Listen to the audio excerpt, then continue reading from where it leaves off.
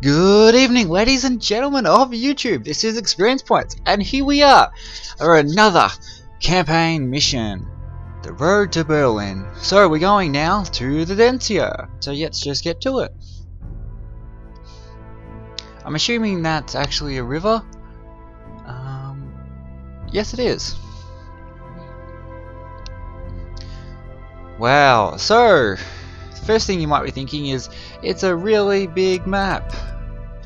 And it is a really big map. Whoa, yes. We're just going to appreciate that for a second, I think. Supply is, let's see, you got a 5 on the road. 5 on the road. So you got 2 5s. So supply is never really an issue for them. The Axis have supplies on the road as well. But a lot of bridge crossings. Our objectives, is turn 4 in the south, then turn 6, and then a 5 and 6. I'm just going to let this one go. The strategy of this map is to generally get your armor to the bridgeheads. Once you do that, you can cut off supply, and then once you've done that, it's not too difficult. Use your infantry quite intensely. If you can get suppression, then do it. Then hammer. And you want to create very, very conscious spearheads. You can't just attack across the entire front. You need to be thinking about where can I go that's actually going to cause the most damage here.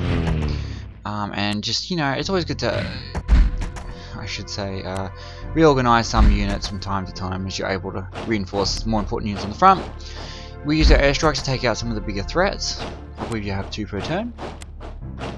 And using our infantry to get the zone of control, and using our armor now to try to force down. So you want to keep aggressively going forward, while also keeping your supplies secure by infantry in the rear flanks over here. So which way I'm going in? I'm trying to force my way in here. Spearhead down here. I want to spearhead down here. I want to try to keep these units at bay with infantry. As you see, got a strong infantry line. I will not entrench them. I'm not sure whether you can. The weather might not allow me to do that. But also, I would be weaker and much more vulnerable to attack. And here we're just trying to kill off whatever we can. It's really infantry create the breach, armor create the spearhead, and create the win. I try to keep my order of attack, like, keep in one area so you're not missing a unit and you're able to at least, if you break it almost up into, like, you know, skirmishes, as opposed to thinking, oh, I attack with this unit, then this unit. If you just start, say, down in the southeast, and then work your way to the northwest, you can just plan along the front, and then maybe in the next turn you want to start up here, northwest, and then move to the southeast. As you see, I want another spearhead. I want to be across the road here and across that bridge. Okay, over here I want to create also a spearhead. I want to get across this bridge. The enemy is well resourced and well supplied, but you can start creating issues around turn 3. But you definitely want to be causing concern to them and a lot of threat. So I want to get across the river. Using my next airstrike, and ooh, it was a nice one. This is a shame he retreated because I couldn't do anything with it. Okay, up here in the northwest, making an effort just to keep these guys contained, but we do want to breach, we want to push. So imagine that we also do need, as a point, I just want to pause the video for this. Your supply can come, so as you come down here, you're well supplied, say from here, you're well supplied from here, and in here, but over here, you just can't go full ball down to this objective, because you're going to be out of supply. You have to make a determined effort to take their supply, and then push in. So you're going to have to clear out infantry, unfortunately. Otherwise, yeah, you could just free rush and head straight down, but you will be out of supply before you get there. Okay, so we are trying to make a good effort in, but we also need to use our strong armor units to make a direct impact on the infantry line. what we're trying to do here. I really like horses. I mean, they're the same strength as... Oh, they're even weaker than infantry, but their specialist step are quite wunderbar. It's German for wonderful. It's funny, I probably learned more German from watching Hogan's Heroes. We also had to read a lot of World War II books in secondary school. About like the Holocaust and those sort of things, and it taught me 1 or 2 words. It's certainly interesting watching a lot of World War II documentaries, and from both sides, like the Axis as well as the Allied, and just seeing different stories that they had to tell. A great series for that was The World at War, which I think was a BBC documentary. Just a point of note, I don't know why units generally get confined, but it ruins your day, or it makes your day. The enemy attack is just generally fall back, create another line, so they kind of hold bridge hedges, they're trying to retreat, but yet hold their lines here. While, you know, keep the units in supply as much as they can, but yet we fall back. Create units between you and the enemy. So you're like the enemy and the objective, which is you're the enemy and they hold the objective. But you can tell a unit is ending its turn when they come to get entrenched or reinforce units.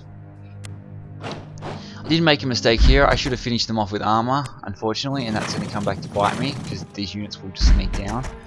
It's a bit of a spoiler preview. Here, I'd love to just come down and cut off supply, but I actually don't think that's possible because it's supplied from the south and west.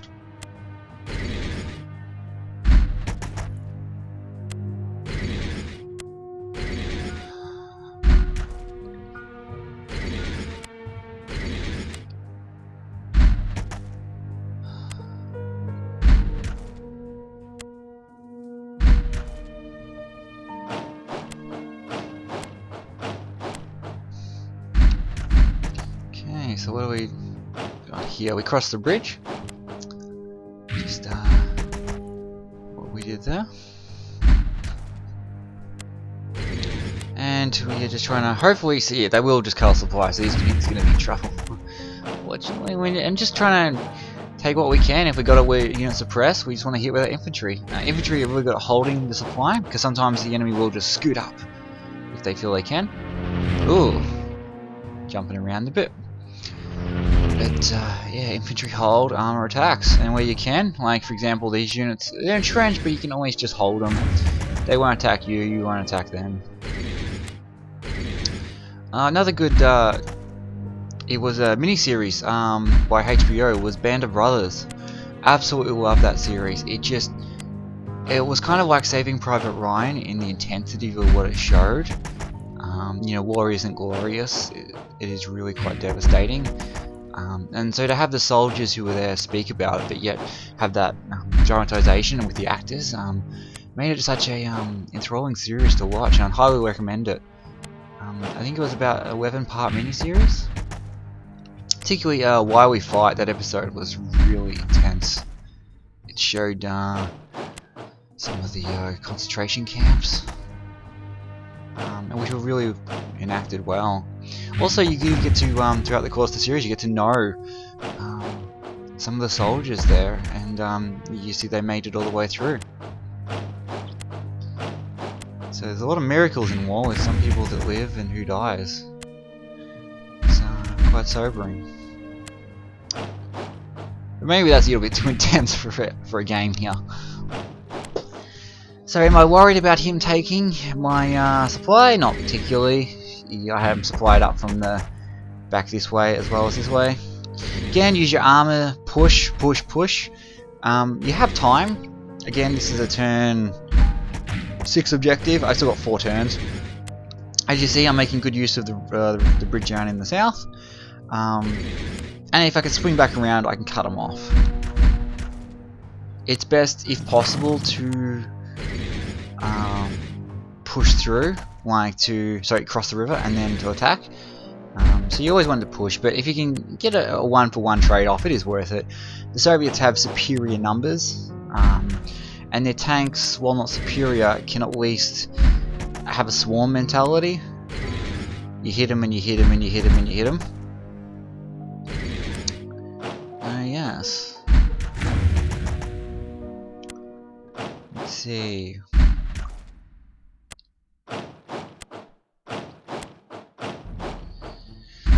What else? Oh, another good series I would suggest watching is Colditz.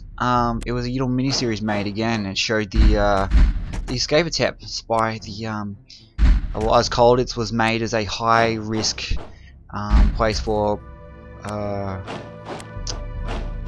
high-risk prisoners, as well as like political personnel.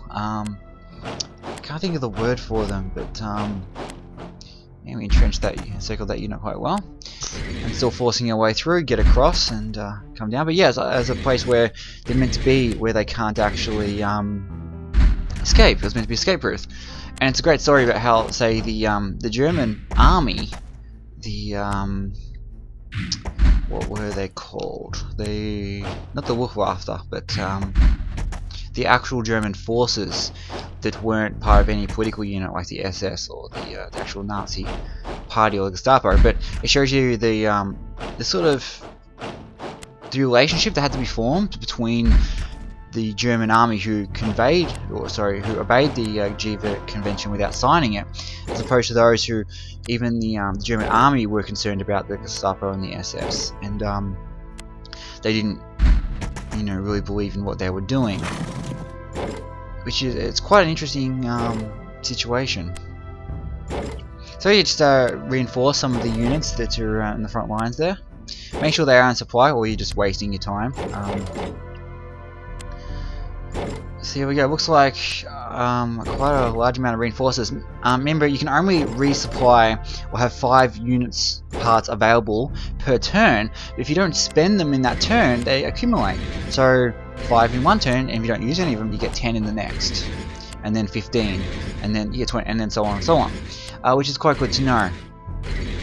It means perhaps you can, if you have to wait and see a little bit, it's quite helpful. Here we go.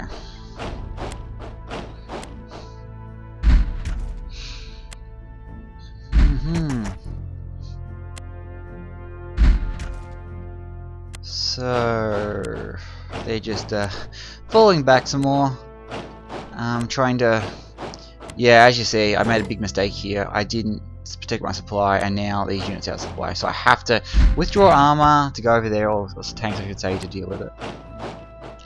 But I have zones of control now, so he's not going anywhere. The reason this is not good is because I couldn't then just force my unit down once I destroyed this unit up here. Okay, so it looks like we have to be taking... next turn we take this objective. You have the numbers. It's not... it's different from the Stalingrad campaign. You're not so much trying to pull off a miracle after another. In this, surprisingly, the battles that have the largest number, like the largest play area and the biggest front aren't actually all that difficult. And as you come later on in the game, the battles get particularly easier, I find. I mean, there might be one or two little things that are frustrating, but on the whole, it's not overly pull your hair out. I do remember, I think Leningrad though is going to be the next worst thing, and then the actual Berlin offensive itself had a tricky objective, but I can't remember anything else that was particularly painful. It seems like in every campaign there's 2 missions that just drive you nuts. Okay, well, we're just rolling on forward. I don't know why I attacked this unit. I could have left it. Maybe I just wanted to get it done so I could reorganize my units and then push them south. Yeah, but you can play as a patient commander with your infantry and try to starve them out, or you can just use your infantry and just go, hey, the Soviet way. I remember in Red Alert 2, or 3, I'm not sure which one, of the Command and Conquer series. They really set the tone of the Soviet forces by saying, for every unit that dies, don't worry, there's 100 to replace him. I thought, that's brilliant. It really sets up the tone of how to play with the Soviet troops. Which is also quite sad. Really. One person has a gun, one person has bullets. Like, yeah, it was not good. The Soviets actually had the largest casualties of any people in the war. I think it was several million, 100 million, I don't know. But I know it definitely was the highest.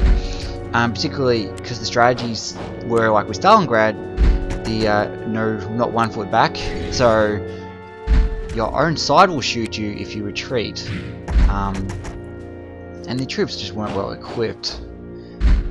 Also, the process of Stalingrad can never be taken if our own people were in it, so they didn't allow like women and children to get out. So it was really quite disturbing in what happened, and quite unsettling, really. So here we go. Just keep rolling on, attacking the units that will forward your objective. I can use these back units here to take out this tank. So now this is a bit of a game where you're saying, okay, well, obviously playing a game, but it's a game with your supply. How far can I go forward? I can be out of supply 1 turn, like in this, and still attack. But I can't be out of supply for 2 turns, or I can't attack. So you sort of want to edge yourself forward and do some damage, and then retreat and let the other unit in. So you're playing for, like, you know, 1 for 1. Or with this unit, for example, I just want to get him down and cut off their supply. But our objectives, there's not really much I should say. There's no specific advice. It's just, I think, good tactics and your strategies. Just take your beachhead, your rivers, your beach crossings, river crossings. If you want to say beachhead, it's not D-Day. I would really love to see a campaign, actually. Oh, the reason I did that was to increase my supply down here as well. If you build a bridge here, it allows, say, an 8, 7, 6, 5, 4, 3, 2, as opposed to a 8, 7, 6, 5, 4, 3. And then that'd be 2, 1. So yeah, just take note of where you can use your bridges to extend supply, like in previous missions that's happened. Over here, just keep a strong unit. If there's a threat of an armor, you might as well keep a strong unit there. You're just keeping threat, really. And of course, the good old cut 'em off tactics.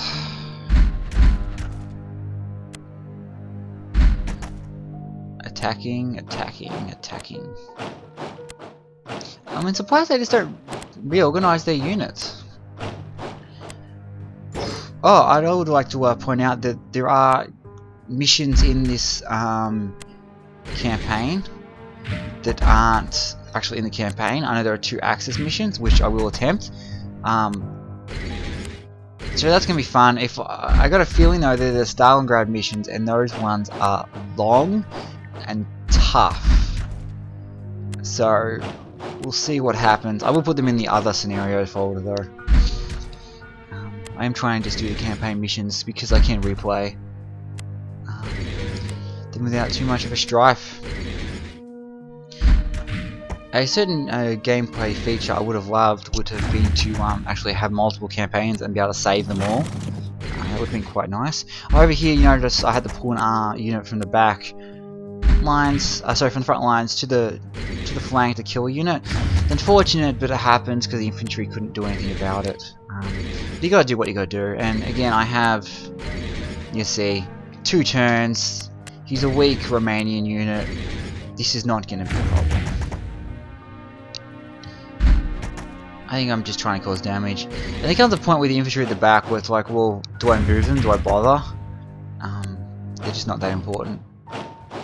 So maybe just for the point of attacking, and just to get rid of some area of control, and some get rid of the Axis territory and reclaim it for the motherland.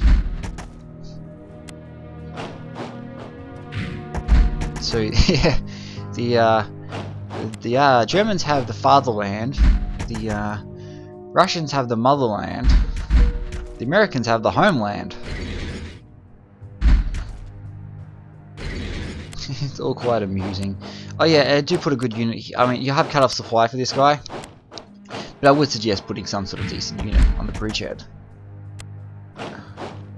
just on the bridge path, just to keep nice little bit of pressure. Yeah, let's see what else we're doing. Ah, yes, going for our objective. So, nice strong unit. You're gonna kill this guy. You're gonna put him on the objective, and it's a good night for you. Looks like we've only got 2 objectives left. Making sure I don't do anything silly, like allow infantry to escape and cut off supply. But it doesn't look like that's really going to happen. We've got a supply lane down here and a supply over here. We are so supplied up. Yeah, supply everywhere. The communist war machine is really in full ball over here.